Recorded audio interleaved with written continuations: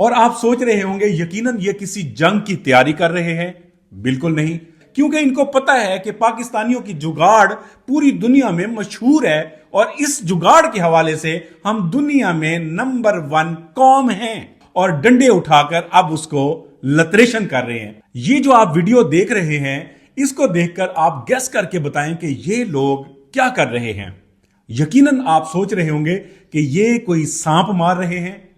بالکل نہیں، اور آپ سوچ رہے ہوں گے یقیناً یہ کسی جنگ کی تیاری کر رہے ہیں۔ بالکل نہیں، اور آپ سوچ رہے ہوں گے یہ کوئی کنواں کھود رہے ہیں۔ بالکل نہیں، تو میں آپ کو بتاتا ہوں اصل میں یہ کیا کر رہے ہیں۔ جناب، یہ ہمارے پاکستانی کسان ہیں اور بڑے بہترین طریقے سے جگاڑ کر کے اپنی فصل کو ٹھکانے لگا رہے ہیں۔ یقیناً آپ کا سوال ہوگا کہ کون سے علاقے کے یہ کسان ہیں، تو وہ علاقہ بھی بتا دیتا ہوں۔ جناب، یہ سندھ کے علاقہ تھرپارکر کے ہمارے کسان بھائی ہیں۔ سندھ یقیناً آپ جانتے ہوں گے جہاں پر ابھی تک بھٹو صاحب زندہ ہیں، اور وہاں پر ان کسانوں نے جگاڑ لگائی ہوئی ہے، کیونکہ ان کو پتا ہے کہ پاکستانیوں کی جگاڑ پوری دنیا میں مشہور ہے، اور اس جگاڑ کے حوالے سے ہم دنیا میں نمبر 1 قوم ہیں۔ اب آپ کو بتاتا ہوں یہ کون سی فصل ہے اور کس طرح یہ ٹھکانے لگا رہے ہیں۔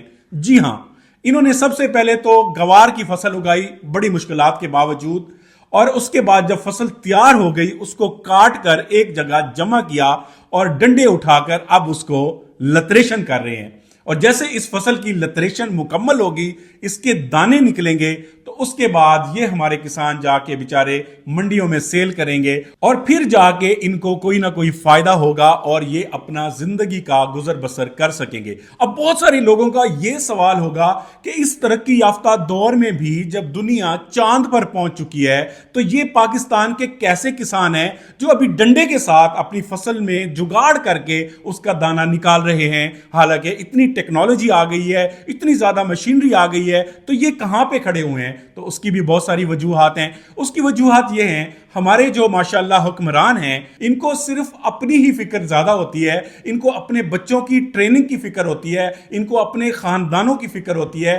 ان بیچاروں نے ابھی تک اس غریب عوام کا نہیں سوچا کہ ان کو کیسے پسماندگی سے نکال کر ترقی کی طرف لے کے جانا ہے، اور ان کو ہم نے آسانیاں کیسے دینی ہے، اور ان کے اندر ہم نے شعور کیسے پیدا کرنا ہے۔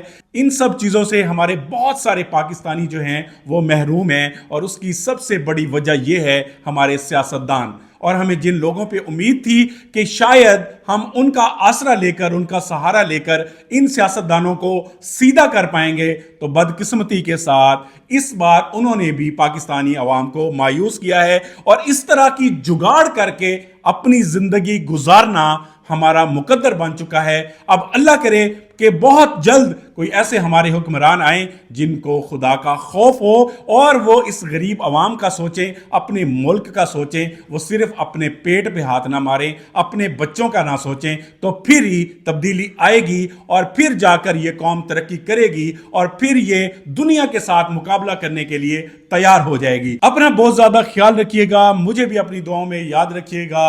اللہ حافظ۔